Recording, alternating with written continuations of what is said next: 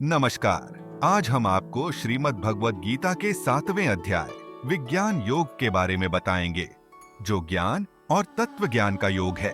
भगवान श्री कृष्ण अर्जुन को इस अध्याय में ज्ञान और अनुभव दोनों की गहराई में ले जाते हैं। तो चलिए हम इस अद्भुत अध्याय के श्लोकों के माध्यम से परमात्मा के रहस्यों को समझने का प्रयास करते हैं। श्री कृष्ण अर्जुन को 7वें अध्याय में समझाते हैं कि सच्ची भक्ति और योग के माध्यम से भगवान का पूर्ण ज्ञान प्राप्त किया जा सकता है। सबसे पहले श्री कृष्ण कहते हैं, श्री भगवान वाच मय्या सक्तमना पार्थ योगम युंजन मदाश्रय असंशयम समग्रम माम यथा ज्ञास्यसि तच्छृणु। हे अर्जुन, अपने मन को मुझ में स्थित करके और मेरी शरण में रहते हुए योग का अभ्यास करो और फिर तुम मुझे पूरी तरह और बिना किसी संदेह के जान सकोगे। श्री कृष्ण कहते हैं कि यदि आप भगवान पर पूरी तरह समर्पित हो जाते हैं तो आपको ऐसा ज्ञान मिलेगा जो आपको जीवन के हर पहलू में शांति और समाधान देगा। इसके बाद श्री कृष्ण प्रकृति के दो रूपों को समझाते हैं, एक भौतिक और दूसरा दिव्य। वह कहते हैं कि पृथ्वी, जल, अग्नि, वायु और आकाश ये सभी भौतिक प्रकृति के रूप हैं, लेकिन आत्मा जो जीवन देती है वह भगवान की दिव्य शक्ति का प्रतीक है, जैसे कि इस श्लोक में वर्णित है। श्लोक: भूमिरापोन्लो वायु खम मनो बुद्धिरेव च अहंकार इतियम में भिन्ना प्रकृतिरष्टधा। पृथ्वी, जल, अग्नि, वायु, आकाश, मन, बुद्धि और अहंकार ये मेरी 8 प्रकार की भौतिक शक्तियां हैं, परंतु इसके परे आत्मा जो जीव को जीवन देती है वह मेरी दिव्य शक्ति का प्रतीक है। यह हमें सिखाता है कि भगवान की शक्ति न केवल इस भौतिक संसार में है बल्कि हमारे भीतर की चेतना में भी है।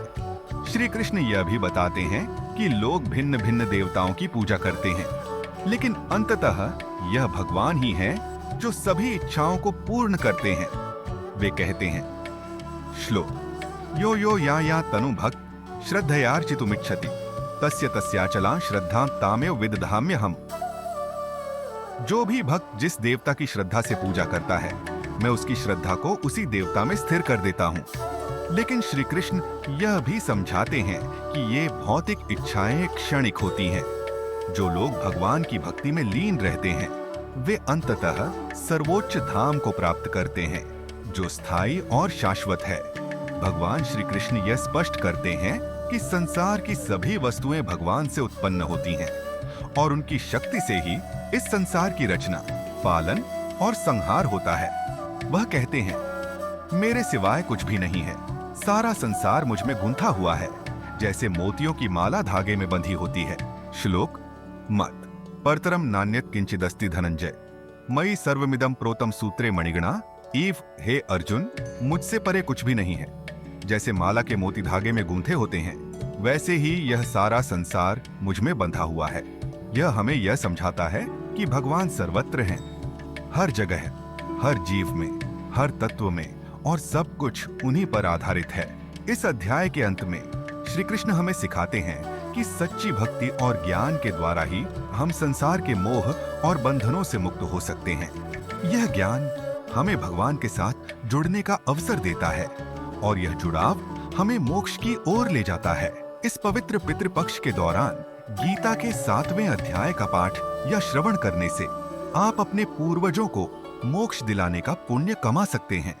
तो मित्रों, श्रीमद् भगवद गीता के इस अध्याय से हमें भगवान की महानता और भक्ति की महिमा समझने को मिलती है। आइए हम सभी इस ज्ञान को अपने जीवन में अपनाएं और ईश्वर की शरण में रहें। जय श्री कृष्ण। गीता का 7वां अध्याय सुने और मोक्ष का मार्ग चुने।